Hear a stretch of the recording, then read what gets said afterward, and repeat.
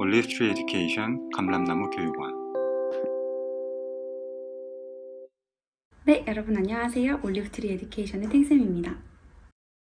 네, 오늘 저희가 공부해볼 내용은 Characteristics and Classification of Living Organisms의 첫 번째 내용에 대해서 얘기해 보도록 하겠습니다. 자, 저희가 바이올로지를 지금 배우는 거잖아요. 바이올로지는 생명에 관해서 배우는 학문입니다. 생명에 관해서 배우는 학문이니만큼 삶과 또 죽음에 대해서 배우는 것이죠. 모든 과학 과목이 다 그러하듯 바이올로지도 근간이 철학에 있어요. 그래서 철학의 근본을 두고 바이올로지, 수학, mathematics, physics, 그리고 chemistry가 전부 다 나오게 된 건데 이 철학자들이 예전부터 끊임없이 생각하고 고민했던 것들이 무엇이 있을까요? 바로 삶입니다. 삶이란 무엇이고 우리는 어디서부터 와서 어디로 가는가, 인생이란 무엇이며 살아있다는 건 어떻게 정의할 수 있는가에서부터 바이오가 시작이 된 거예요. 과학자들은 끊임없이 궁금했어요. 과연 살아있다라는 것은 무엇일까? 우리가 살아있다라고 얘기를 하는데 그러면 살아있는 것은 무엇이며 또 이런 나무나 핸드폰이나 공기나 빛이나 물이나 땅의 흙들은 죽어있다라고 얘기를 하는데 도대체 그럼 죽어있다라는 것은 무엇일까를 고민을 하기 시작했어요. 그리고 그것을 공부하는 학문이 바로 바이올로지입니다. 그래서 바이올로지는 큰 범주로 봤을 때 두 가지를 공부해요. 먼저 living, 살아있는 것들에 대해 공부합니다. living, 살아있는 것들이 무엇이고 어떻게 살아있음을 정의할 수 있는지, 그리고 살아있는 생명체들의 살아있음을 위해서 안에 어떤 신체적인 일들이 일어나는지에 대해서 배우죠. 또 두 번째로 우리가 살아가기 위해서는 반드시 떼어내야 떼어낼 수 없는 것들이 있어요. 바로 non-living thing들입니다. 또 주변의 다른 living thing들이죠. 그래서 주변의 다른 living thing들과는 어떤 관계를 우리가 맺고 사는지, 그리고 non-living thing들은 living thing들에게 어떤 영향을 주는지 이런 게 궁금했죠. 물론 생명체 중에서는 또 살아있지 않은 생명체 이렇게 구분을 할 수 있겠지만, 말이 잘못 나왔어요. 생명체와 무생명체로 두 개로 구분을 할 수 있겠지만 반대로 아예 살아있고 죽어있고를 분간하기도 어려운 것들이 있습니다. 아직도 연구 중에 있는 것들이 있어요. 그 중에 하나가 바로 바이러스죠. 자, 그러면 우리는 living thing과 non-living thing을 어떻게 나눌 수 있을까요? 지금 여기 사진에 보면 사람이 아기에서부터 어른이 돼서 점점 나이가 들어서 죽습니다. 또 그 뒤로 나무가 있고 새도 있어요. 또 나무에 열매도 맺혀져 있죠. 이런 것들은 다 살아있다라고 보는데 그럼 살아있다라는 것을 어떻게 정의할 수 있을까요? living과 non-living, 살아있는 것과 죽어있는 것, 어떤 것일까요? 과학자들이 끊임없이 고민했던 건 살아있다라는 것이 무엇이고 또 살아있음을 구분을 해냈다면 그 살아있는 것들을 우리는 어떻게 분류해낼 수 있고 또 그렇게 분류해낸 각각의 생명체들은 고유의 어떤 삶의 방식이 있으며 그 삶의 방식이 어떻게 유전되어져 가는지를 공부했고요. 또 두 번째, non-living thing에 관해서 공부할 때에는 환경, 이런 environment, non-living thing 중에 하나인 environment가 어떻게 living thing에게 영향을 미치는지, 그리고 living thing들은 non-living thing에게 어떤 영향을 미치는지, 그리고 이런 living thing과 non-living thing이 합쳐서 에코시스템을 만드는데 그런 에코시스템은 도대체 어떤 것들이 있는지, 또 사람들이 이런 것들에 어떠한 영향을 끼치는지에 대해서 공부하는 학문이 바로 바이올로지입니다. 그 중에 오늘 첫 번째 챕터는 living thing, 살아있는 것, 그리고 살아있는 게 무엇인지, 또 살아있는 것들을 어떻게 분류할 것인지에 대해서 공부를 해볼 거예요. What is living? 살아있는 것은 그럼 무엇일까요? 여러분, 산다는 건 무엇인가요? 산다는 건? 삶은 계란인가요? 삶은 무엇이죠? 자, 여기 지금 보면 제가 그림을 그려놨어요. 그림에 보면 플란트도 보이죠? 플란트도 보이고 저쪽에 라이온도 보이고요. 바람도 솔솔 불고 있는 것 같고요. 저기 옆에 보면 태양도 있고요. 땅 속에 박테리아도 사는 것 같고요. 그리고 개미들도 있는 것 같고요. 개미들 바로 위쪽에 돌도 있는 것 같고요. 또 개미들이 걸어가고 있는 흙도 있고요. 그리고 그 개미 뒤쪽으로 보이는 나무 막대기가 있고요. 나무 막대기에는 또 곰팡이가 쓸어있네요. 자, 그럼 이 중에서 여러분은 살아있는 것과 죽어있는 것, living thing과 non-living thing을 구분하실 수 있겠나요? 자, 먼저 살아있는 것 얘기를 한번 해봅시다. plant, 살아있고요. lion, 살아있고요. bacteria, 살아있고요. ant, 살아있고요. fungus, 살아있고요. 저 woodblock, 살아있습니다. 그럼 죽어있는 것들은 어떤 게 보이죠? 먼저 soil, 흙, 죽어있고요. rock, 죽어있는 거고요. wind, 죽어있는 거고요. sun, 죽어있는 거죠. 그러면 이 살아있는 거와 죽어있는 것을 구분해야 돼요. 과학은 정확해야 하거든요. 여러분 집합 아시죠? 세트. 집합을 저희가 공부할 때 명제가 정확해야 한다라고 배우잖아요. 그냥 예쁜 애들, 못생긴 애들, 키가 큰 애들, 키가 작은 애들 이렇게 얘기하면 안 되죠. 수치로 정확하게 얘기를 해줄 수 있어야 하죠. 바이오에서 말하는 living과 non-living도 완벽하게 이것들을 구별할 수 있는 구별법이 있어야 합니다. 그러면 이 구별법은 어떻게 우리가 만들어낼 수 있을까요? 자, 우리가 이렇게 살아있는 생명체와 죽어있는 생명체를 구분할 때 Mrs. Gran이라는 법칙을 사용해요. 7가지 단어 Mrs. Gran 앞단어만 따서 Mrs. Gran을 기억해 주시면 됩니다. 각 단어가 의미하는 바는 이거입니다. M은 movement, R은 respiration, S는 sensitivity, G는 growth, R은 reproduction, E는 excretion, N은 nutrition입니다. 이 7가지를 다 만족을 하면 우리는 생명체가 살아있다라고 얘기를 하고요. 7개 중에 하나도 단 하나라도 만족시키지 못하면 우리는 이걸 살아있다, living이라고 말하지 않고 non-living, 죽어있다라고 얘기를 하게 됩니다. 자, 그러면 그 첫 번째 movement에 대해서 먼저 알아보도록 할게요. movement는 무엇일까요? 여러분 movement가 뭐예요? 이렇게 움직이는 건가요? 자, 과학은 정확해야 된다고 했죠. 정확한 definition을 시험에서 물어봐요. movement가 뭐냐? 그럼 여러분은 그거에 대한 대답을 할 수 있어야 되는데 movement란 change of position or place. position이라는 건 자세죠. 자세를 바꾸는 것 또는 place, 장소를 바꾸는 것을 우리는 movement라고 합니다. 자, 그러면 여기 다시 그림으로 돌아와서 여기에 있는 living thing들, fungus, lion, plant, bacteria, ant, wood 얘네들은 전부 다 movement를 할 수 있나요? 여러분 잘 생각해 보세요. 아, 선생님 일단 lion하고 ant는 움직일 수 있는 걸 알겠어요. 근데 박테리아랑 펑거스랑 플란트랑 우드도 움직일 수 있나요? 얘네는 몸을 움직일 수가 없는데요. 자, 먼저 정답부터 얘기하자면 박테리아 같은 경우에는 자신의 몸에 나 있는 아주 작은 털이 있고요. 또 몇몇 개의 박테리아는 꼬리가 달려 있어요.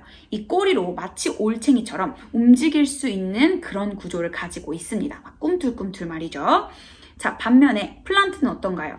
선생님 플란트는 자기 의지대로 움직일 수가 없잖아요. 바람이 흔들리는 건 그거는 본인이 무브먼트를 했다고 볼 수 없지 않나요? 네, 그렇게 볼 수는 없습니다. 그런데 여러분 알고 계신가요? 플란트도 자신이 살기에 더욱더 이로운 방향으로 자신의 몸을 움직일 수 있어요. 예를 들면 플란트가 나무 아래에 자라는 플란트 같은 경우 더 포토신테시스, 광합성을 잘하기 위해서 햇빛 쪽으로 기울여서 자라게 되어져 있고요. 그리고 우리가 흔히 알고 있는 선플라워, 해바라기는 아예 대놓고 태양 쪽을 바라보면서 자라나죠. 이처럼 플란트들도 자신의 삶에 이롭게 움직일 수 있는 구조를 가지고 있습니다. 자, 그러면 non-living thing들은 어떨까요? non-living thing들, rock, soil 뭐 이런 건 움직일 수 있나요? 얘네들은 스스로 자신의 바디를 움직일 수는 없죠. 물론 한 가지 익셉션이 있습니다. 저기 떠 있는 태양. 저 태양은 중력의 법칙에 의해서 지구가 막 도니까 움직이는 것처럼 보이죠. 근데 꼭 태양이 아니더라도 non-living thing 중에 하나인 지구, 플래닛, 지구, 행성 같은 경우는 중력 때문에 막 움직여요. 이런 움직임은 그럼 포함이 될 수 있을까요? 사는 것에? 포함이 될 수 있겠죠? 선생님 그러면 지구도 living thing인가요? 하지만 7가지 중에 하나만 만족했는걸요. 나머지 6가지도 계속 봐야 되겠죠? 자, 그러면 여기 지금 보니까 얘네들이 막 움직이는 게 보여요. 그쵸? 두 번째, respiration에 대해서 보겠습니다. respiration은 아까 제가 얘기했죠. 없죠. 아까가 아니죠. 단어 공부할 때 제가 얘기했죠. respiration은 호흡인데 우리가 숨을 들여마시고 내쉬는 이런 breathing하고는 다르다. breathing도 호흡인데 얘랑은 좀 다른 의미다 라고 말씀을 드렸었어요. 그러면서 제가 5번 외치라고 하면서 했던 거 기억하시나요? respiration은 release of energy, 에너지를 만들어내는 것을 respiration이라고 합니다. 우리 몸에서는 끊임없이 에너지를 만들어내고 있어요. 그 작용을 respiration이라고 하고요. 살아있는 생명체는 모두 이 respiration을 합니다. 그러면 우리는 왜 respiration을 해서 에너지를 만들어내야 할까요? 왜냐면 첫 번째, 우리는 움직여야 하기 때문에 physical activity, 움직여야 되잖아요. 우리 몸에 에너지가 없으면 우리는 움직일 수 없어요. physical activity는 몸을, 육체를 activity, 행동, 움직이는 건데 이런 활동들을 할 수가 없겠죠. 자, 여기 사람이 있는데 에너지가 만땅이면 잘 움직일 수 있어요. 하지만 에너지가 점점 부족해지면 우리는 아프게 되고 심각하게는 나중에 병상에 누워서 아파서 움직일 수도 없게 되겠죠. 우리는 누구나 다 에너지가 필요로 합니다. 이 에너지를 만들기 위해서 다 respiration을 해야 하죠. 자, 여기 이 사람이 막 통통통통 뛰었어요. 이 사람이 통통통통 뛰는 피지컬 액티비티를 하기 위해서 에너지가 필요하고 그 에너지를 만들어내기 위해서 누구나 우리는 respiration을 한다는 거 기억해 주세요. 자, respiration을 하는 이유가 에너지를 만들어서 피지컬 액티비티를 하기 위함이라고 제가 알려드렸는데 반대로는 아니죠. 두 번째 이유가 있어요. respiration을 해서 에너지를 만들어야 되는 두 번째 이유. 피지컬 액티비티 말고도 바로 메타볼리즘을 하기 위한 것입니다. 메타볼리즘은 신진대사라고 저희가 배웠죠. 몸 안에서 일어나는 모든 화학 반응들이 전부 다 메타볼리즘이라고 했는데 예를 들면 여러분 핸드폰은 에너지가 있어야 전원도 켜지고 작동도 할 수 있어요. 배터리가 없으면 핸드폰이 작동하지 않죠. 마치 그것처럼 우리 몸에 일어나는 여러 가지 화학적인 반응들도 이 respiration을 해서 에너지를 제공해줘야 가능합니다. 메타볼리즘 중에 하나가 이제 헐트가 펌핑하는 거, 움직이는 거, 전기 충격을 받아서 막 헐트가 움직이는데 이것도 에너지가 없으면 우리 헐트가 더 이상 뛰지 않아요. 또 우리는 우리 몸의 온도를 일정하게 유지해야 돼요. maintaining 유지하다고요. body temperature는 신체의 온도죠. 우리 몸의 온도가 너무 높이 올라가면 우리는 아프게 되고요. 몸의 온도가 너무 내려가도 저체온증으로 아프게 되죠. 우리의 뇌는 우리의 몸이 일정한 온도를 유지할 수 있게 도와주는데 이 또한 에너지가 없으면 우리는 해낼 수 없습니다. 그러니 에너지를 만들어내야 되고 에너지를 만드는 respiration을 해야 되겠죠. 또 사람은 먹는 음식들을 다 다이제션을 시켜야 돼요. 소화를 못 시키면 어떻게 되겠어요? 우리가 영양소를 몸에다가 쪽쪽 빨아들여서 여기 필요한데 막 써야 되는데 그렇게 할 수가 없겠죠. 고로 다이제션을 하려면 에너지가 필요하고 에너지를 하려니까 당연히 respiration을 해야 된다. respiration이 중요한 이유가 너무 많죠. 또 있어요. 근데 respiration을 해서 에너지를 만들어서 우리는 그 에너지로 몸에 필요한 다른 여러 가지 것들을 만듭니다. 예를 들면 효소, 눈물, 침, 또 우리 몸 안에 필요한 여러 가지 호르몬 같은 것들을 우리의 몸 안에서 만들어야 되는데 그냥 만들 수는 없고 돈을 줘야 돼요. 이 돈이 에너지인 거죠. 근데 그 에너지를 만들어내려면 respiration을 해야 되는 거예요. 제 말 뜻이 이해가 가는지 모르겠어요. 천천히, 너무 제 말이 빠르면 천천히 속도를 좀 느리게 해서 들려주세요. 자, 또 에너지가 필요한 이유는 바로 우리가 nerve impulse를 운반해야 되기 때문인데요. 우리가 무언가를 보거나 무언가를 듣거나 무언가를 맛을 보거나 무언가 냄새를 맡거나 무언가를 느끼게 되면 이러한 감각들이 다 우리의 뇌로 가야 돼요. 이렇게 가는 게 그냥 가는 게 아니라 전기로 바로 가게 되는데 그 전기로 운반되어지는 과정에 에너지가 필요합니다. 이 에너지를 만들기 위해서 우리는 respiration을 해야 하죠. 고로 이 몸에 일어나는 수많은 일들을 해야 하는데 메타볼리즘들을 해야 하는데 공짜로는 안 되고 대가를 지불해야 한다. 그 대가가 돈이 아니고 바로 에너지인데 이 에너지를 만들어내는 화학적 작용이 respiration이다. respiration으로 에너지를 만들고 에너지로 몸에 일어나는 모든 메타볼리즘을 할 수 있다. 살아있는 생명체는 이처럼 모두 respiration을 합니다. 모두 에너지를 만들어내야 돼요. 자, 그러면 아까 전에 질문했던 거. 지구는 스스로 자전과 공전을 해서 움직일 수 있는데 그럼 얘도 living thing인가요? 아니죠. 두 번째 조건인 respiration을 하지 못하는 걸요. 자, 세 번째, 살아있는 생명체의 조건 세 번째, sensitivity를 보도록 하겠습니다. sensitivity는 감각이라는 뜻이었어요. 감각. 자, 이 sensitivity는 stimulus, 어떤 자극을 detect, 감지하고 respond, 그 감각에 대한 어떤 반응을 하는 것을 sensitivity라고 합니다. 예를 들어 볼게요. 우리가 어떤 것을 맛을 보거나 냄새를 맡거나 무언가를 보거나 들으면 이런 것들을 전부 다 stimulus, 자극으로 받아들이고 이 자극은 전부 다 우리 몸에 감지가 되어져서 뇌로 가야 됩니다. detecting stimulus를 해야 되죠. 자, 또 이 디텍팅 하는 걸로만은 모자라요. 그 디텍팅을 했으면 무언가를 맛을 봤으면 이거 무슨 맛이다 라고 알아야 될 거고 무언가를 들었다면 이거 무슨 소리다 라고 알아야 될 거고 무언가를 봤다면 내가 이걸 보고 있는 거구나 라고 알아야 될 거고 무언가가 날 만졌다면 뭔가가 날 만졌어 라고 반응을 해야 되겠죠. 이런 반응을 바로 responding이라고 하는데요.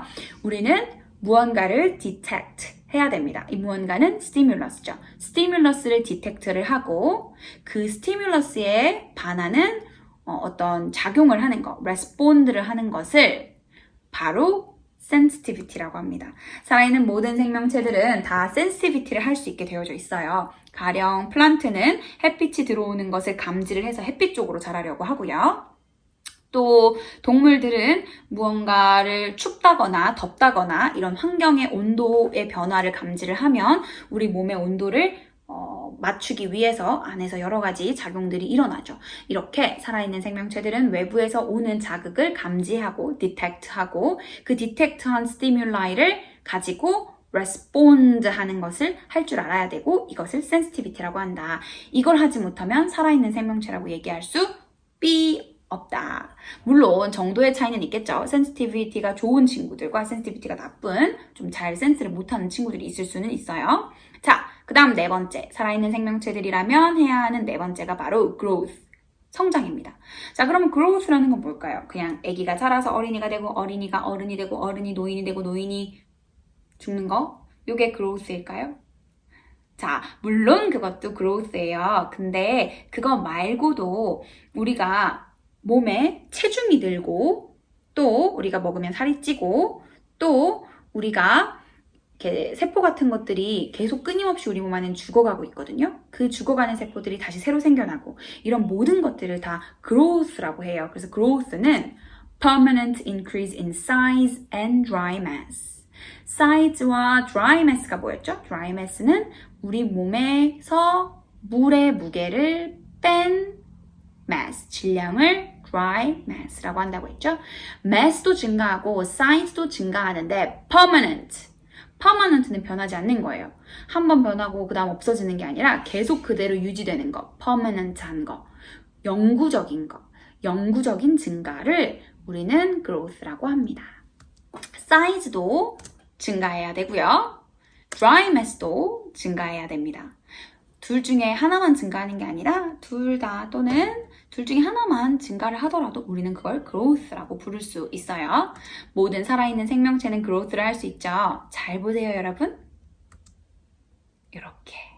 살아있는 생명체는 모두가 다 growth를 할 수 있습니다. 사이즈가 커질 수도 있고 dry mass가 늘어날 수도 있겠죠. 자, 이번엔 다섯 번째입니다. 생명체가 살아있다 라고 정의되기 위해서 필요한 다섯 번째, reproduction. reproduction은 우리가 뭐라고 불렀죠? 번식이라고 불렀습니다. 생명체가 번식을 해야 되는데 얘의 definition은 making, 만드는 건데요. same kind, 똑같은 종류를 만들어내는 거예요. of species, 종이라는 뜻이었어요. 같은 종의 종류를 만들어내는 것, 같은 종류의 종을 만들어내는 것을 reproduction이라고 합니다. 예를 들면 여기 두 남녀가 있어요. 이 두 남녀는 서로 사랑을 나누어서 아이를 만들었죠. 바로 reproduction, 번식을 하게 된 것입니다. 또 여기 지금 보면 박테리아가 두 개로 나뉘었어요. 박테리아는 스스로 자기의 몸을 두 개가 또 한 개 각자가 두 개씩 돼서 네 개가 또 하나가 또 하나 두 개가 돼가지고 또 8개 이렇게 번식을 할 수 있게 되는데요. 요걸 우리가 cell division, 세포가 division, 나뉘었다. 그래서 세포 분열이라고 부릅니다. 이렇게 세포 분열을 통해서 박테리아는 reproduction을 하죠. 자, 여기 개미가 있습니다. 개미는 알을 낳죠. 그리고 그 알에서 작은 개미들이 부화해서 나오게 됩니다. 이 역시 reproduction이겠죠. 살아있는 모든 생명체는 다 reproduction을 할 수 있어야 돼요. 여기 lion 같은 경우는 같은 종류의 species인 lion을 낳을 거고요. 박테리아는 아까 전에 배웠던 cell division, 세포 분열을 통해서 여러 개로 분해가 될 거고요. 펑거스도 스스로 갖고 있는 작은 spore를 이용해서 여러 가지 개체로 늘어나게 됩니다. 이게 reproduction이죠. 자, 그러면 생명체가 가져야 하는 6번째 조건, 바로 excretion인데요. excretion, 배설. 배설이라는 거 여러분 생각하시면 흔히 대변을 누는 거, 똥 싸는 것만 생각하실 수 있어요. 근데 그거만 excretion이라고 하는 게 아니라 excretion이라고 우리가 얘기를 하는 것은 removal of waste, toxins and excesses를 바로 excretion이라고 합니다. 여기서 waste라고 함은 우리 몸 안에 여러 가지 신진대사, 메타볼리즘이 일어나고 있다고 말씀을 드렸는데 이 메타볼리즘들을 하고 나면 우리 몸에서는 필요한 것과 또 원하진 않았지만 어쩔 수 없는 부산물들이 나와요. 이런 부산물들을 waste라고 부릅니다. 예를 들면 우리가 에너지를 만들어내기 위해서 뭘 해야 된다고 했죠? respiration을 해야 한다고 했어요.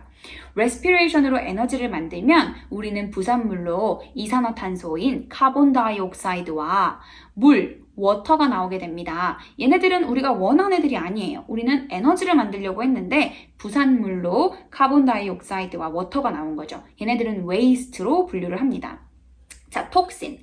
톡신 같은 경우는요, 여러 가지 종류가 있을 수 있는데 가장 흔한 종류는 박테리아나 바이러스가 우리 몸 안에 들어와서 우리를 아프게 하려고 만들어내는 화학 물질이 바로 이 톡신입니다. 또 우리가 어른들이 술을 드시죠? 알코올 성분은 우리 몸의 독성이에요. 톡신입니다. 또 흡연을 하는 경우에는 흡연하는 담배 안에 있는 니코틴이나 타르, 얘네들도 바로 톡신, 독성이고요. 우리가 아프면 어떻게 하죠? 약을 먹죠. 이 약도 사실은 우리 몸의 독성이에요. 우리가 아픈 이유는 이런 바이러스나 박테리아 같은 애들이 들어와서 톡신을 막 분비해내서 그로 인해 우리가 막 아픈 건데 그 독을 독으로 이기는 게 약이거든요. 그래서 이런 드러그들도 역시 톡신이어서 우리 몸 안에 계속 있으면 안 되고 바깥으로 자기의 할 일을 소임을 끝낸 다음에는 나가야 합니다. 바깥으로 배설해줘야 돼요.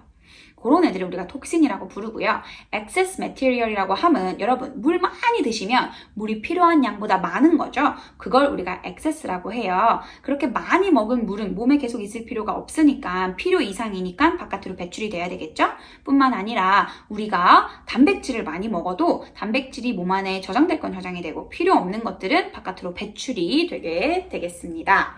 이런 것들을 우리가 excess라고 하고 이런 애들을 remove 하는 것을 excretion이라고 합니다. 자, 우리 몸 안에 여러 가지 메타볼리즘들이 일어난다고 제가 아까 말씀을 드렸어요. 이 메타볼리즘들에서 뭐가 생긴다? 바로 웨이스트가 생긴다. 그리고 우리가 원하지 않았지만 우리 몸 안에 들어온 바이러스나 박테리아에 의해서 톡신이 우리 몸 안에 들어오는 경우도 있다. 그리고 여러 가지 종류의 excess material, 뭐 비타민을 많이 먹었다던가 물을 많이 마셨다던가 과일을 너무 많이 먹었다던가 하면 얘네들이 엑세스이기 때문에 몸 바깥으로 나가야 된다. 자, 그럼 몸 밖으로 어떻게 나갈까요? 가장 흔하게 생각하는 건 아까도 말씀드렸듯이 대변을 누는 거. 근데 그거 말고 우리가 excretion이라고 하면 딱 두 가지가 생각이 나셔야 돼요. 뭐냐면 바로 땀을 흘리는 것과 소변을 보는 것입니다. 우리는 땀과 소변으로 이렇게 필요 없는 여러 가지 waste, 그리고 toxins, 그리고 excess들을 바깥으로 분출하게 됩니다. 살아있는 생명체라면 단연 본인이 필요 없는 waste, toxin, excess substance를 바깥으로 excretion 할 수 있어야 돼요. excretion, 배출, 배설입니다. 마지막, 살아있는 생명체가 하는 마지막 7번째, nutrition인데요. nutrition은 영양분을 섭취하는 거죠. 살아있는 모든 생명체는 다 영양분을 섭취해야 합니다. nutrition의 definition은 taking in, 받아들이는 것. 무엇을? food substances. food substances를 받아들이는 걸 nutrition이라고 하는데요. 생명체는 누구나 다 영양소를 섭취해야 하죠. 자, 여기 사람이 있습니다. 저렇게 우리는 뉴트리션들을 섭취를 해야 돼요. 왜일까요? 이렇게 섭취한 뉴트리션을 가지고 레스피레이션을 해서 에너지를 만들어내야 하기 때문입니다. 자, 우리가 뉴트리션을 섭취를 해야지만 그 뉴트리션에서부터 온 준비물들을 가지고 레스피레이션을 할 수 있어요. 에너지를 만드는 작용이라고 했죠. 우리 몸이 레스피레이션을 열심히 해서 에너지를 만들어야지만 우리는 살아있어서 할 수 있는 메타볼리즘, 신진대사들을 할 수 있게 되겠죠. 자, 음식, 뉴트리션, 그 뉴트리션을 가지고 우리는 레스피레이션을 해야 되고, 레스피레이션을 해서 에너지를 만들어야 되고, 에너지를 가지고 우리는 우리 몸 안에 일어나는 여러 가지 메타볼리즘들을 해야 한다. 이렇게 다 연결이 돼 있어요. 그래서 실제로 저희가 이 챕터를 배우고 그 다음 여러 가지 챕터들을 배운 다음에 처음으로 이 7가지 중에 중요하게 다루는 내용이 바로 이 뉴트리션입니다. 플란트와 애니몰이 어떻게 뉴트리션을 하는지를 배워요. 그리고 난 다음에 배우는 게 그러면 이 뉴트리션을 통해서 얻은 영양분을 어떻게 몸의 여러 가지 기관으로 다 분배할 수 있는지를 공부하기 위해서 혈관 그리고 플란트 같은 경우는 플란트 안에 있는 여러 가지 기관들, 운반하는 기관들을 배우고요. 그리고 레스피레이션이라는 챕터에서 에너지를 어떻게 만드는지도 배울 거예요. 이 모든 것들이 다 이렇게 연결이 되어져 있습니다. 자, 살아있는 생명체라면 단연 뉴트리션을 할 수 있어야 됩니다. 예를 들면 라이언 같은 경우는 카니볼, 바로 육식동물이기 때문에 다른 동물을 잡아먹어야 돼요. 잘 보세요. 저기 있는 라이언이 이따가 저 뒤에 있는 디어, 저 그림에 있는 저 디어를 먹을 거예요. 또 카니보어들도 있죠. 누구? 저 디어 같은 카니보어. 카니보가 아니라 디어 같은 허비보어. 죄송해요. 허비보어들은 초식동물이기 때문에 plants를 먹게 되겠죠. 그리고 여기 보이는 펑거스랑 저기 보이는 박테리아는 이 두 개는 디컴포저예요. 그래서 죽은 생명체를 먹습니다. 저기 밑에 보면 땅에 죽은 쥐가 있어요. 그 죽은 쥐를 박테리아나 펑거스가 다 디컴포즈를 해줍니다. 또는 디케이를 해준다고 얘기를 할 수 있겠죠.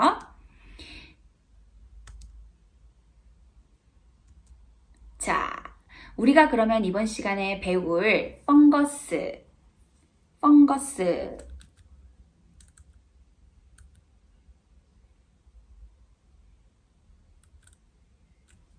자, 이번에는 펑거스에 대해서 좀 볼 거예요.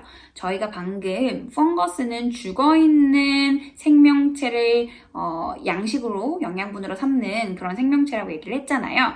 펑거스의 가장 대표주자인 버섯. 여러분, 머쉬룸이 펑거스인 거 알고 계시죠?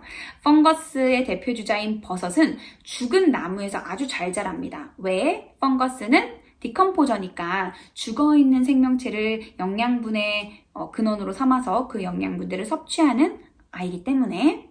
그리고 여러분 혹시 동충하초라는 거 아시나요? 동충하초는 다른 벌레 몸에 기생하면서 그 벌레의 몸을 숙주로 삼아서 영양분을 섭취합니다. 언제까지요? 그 생명체가 죽어버릴 때까지요. 또 박테리아는 우리 몸에, 여러분 펑거스 얘기 끝났습니다. 박테리아는 우리 몸에 있어요. 우리 이 인테스틴 안에 박테리아가 있는데 평상시에는 그냥 우리가 먹었던 음식물 찌꺼기를 우리의 대장과 소장 안에서 자신들의 양분으로 삼습니다. 그런데 우리가 죽잖아요? 그러면 더 이상 음식물이 들어오지 않게 되기 때문에 우리가 죽으면 우리의 몸을 자신들의 영양분의 근원으로 삼아서 우리의 몸을 이렇게 부패할 수 있게 도와줍니다. 이게 박테리아예요. 또 여기 지금 사진에 보이는 박테리아는 살모넬라라는 박테리아인데 이 살모넬라는 생고기 안에 많이 있어요. 생고기 안에 있는 이 살모넬라라는 균은 고기를 익히지 않은 상태에서는 계속 그 생고기 안에 있게 되는데 이렇게 살모넬라에 감염된 고기를 먹으면 우리는 food poisoning, 즉 식중독에 아주 쉽게 걸리게 됩니다. 제가 식중독의 원인이에요. 자, 이렇게 살아있는 생명체를 구분해낼 수 있는 7가지의 원인들, 7가지의 구별법들을 배웠습니다. Mises Gran, Movement, Respiration, Sensitivity, Growth, Reproduction, Excretion, 그리고 Nutrition까지 배웠는데 이 7가지의 구별법을 통해서 우리는 어떠한 것이 살아있는지 또 죽어있는 건지를 이제 말할 수 있게 되겠어요. 과학자들의 그 답답한 마음이 풀렸죠. 삶이란 무엇인가? 살아있다라는 것은 무엇이고 죽어있다라는 것은 무엇인가? 이제는 우리는 명확하게 알 수 있습니다. 이 7가지의 조건을 만족시키면 살아있는 것, 7가지 중에 하나라도 만족하지 못하면 그건 살아있는 거라고 말할 수 없게 되는 것이겠죠. 자, 그러면 퀴즈 나갑니다. 여기 로봇이 하나 있네요. 이 로봇은 living thing인가요? 아니면 non-living thing인가요? 5, 4, 3, 2, 1, 0, 땡! non-living thing입니다. 왜 non-living thing인가요? 왜죠? 왜냐니요? 죽어있으니까죠. 이렇게 대답하시면 안 돼요. 아까 미세스 그린 7가지의 그 법칙에 대입을 해서 말해야죠. 왜냐하면 로봇은 무브먼트도 하지 않고요. 물론 무브먼트 에너지 받으면 할 수 있어요.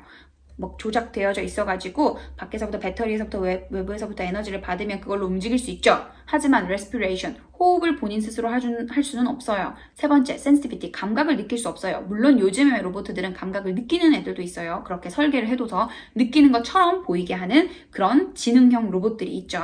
하지만 뭐 역시 growth, 자랄 수는 없습니다. 스스로 자기의 몸을 자라게 할 수는 없어요. permanent increase in size and mass를 할 수는 없죠. 뭐 물론 억지를 부리자면 그렇게 할 수 있는 로봇들도 있을 수 있겠죠. reproduction, 자신의 후손을 낳을 수 없습니다. excretion, 배설할 수 있나요? 물론 로봇들 중에서 그렇게 우리가 설계는 할 수 있겠지만 모든 로봇들이 excretion을 할 수 있는 건 아니죠. nutrition, 영양분을 섭취하나요? 배터리가 필요할 뿐이지 밥을 필요로 하진 않죠. 자, 그러면 movement, B 안 되죠. respiration, B 안 돼요. sensitivity, 안 되죠. growth, 안 되고요. reproduction도 안 되고, excretion도 안 되고, nutrition도 안 되니, 그러니 로봇은 living thing이라고 말할 수 없습니다. 라고 얘기를 해야 되겠습니다. 자, 질문 나갑니다. living이란 무엇인가? living이란 미세스 그린의 첫 번째, movement를 할 수 있어야 되고, respiration 할 수 있어야 되고, sensitivity를 할 수 있어야 되며, growth, 자라야 하고, reproduction, same kind of species를 낳을 수 있어야 하고, excretion, waste, toxin, excess material을 배출할 수 있어야 되고, nutrition, 영양분을 필요로 해야 한다. 자, 여기까지 살아있는 생명체를 구별하는 방법에 대해서 배워봤습니다. 다음 시간에는 살아있는 생명체를 구분하는 법을 배울 거예요. 살아있고 죽어있고를 구별하는 게 아니라 살아있는 생명체들을 어떻게 구분할 건지, 얘랑 얘는 같은 그룹, 얘랑 얘랑 같은 그룹, 얘랑 얘랑은 같은 그룹, 얘랑 얘랑은 다른 그룹, 이렇게 classification 할 수 있는 것에 대해서 배워보도록 하겠습니다. 그럼 다음 시간까지 여러분 복습 열심히 하세요. 안녕. 올리브 트리 에듀케이션 감람나무 교육원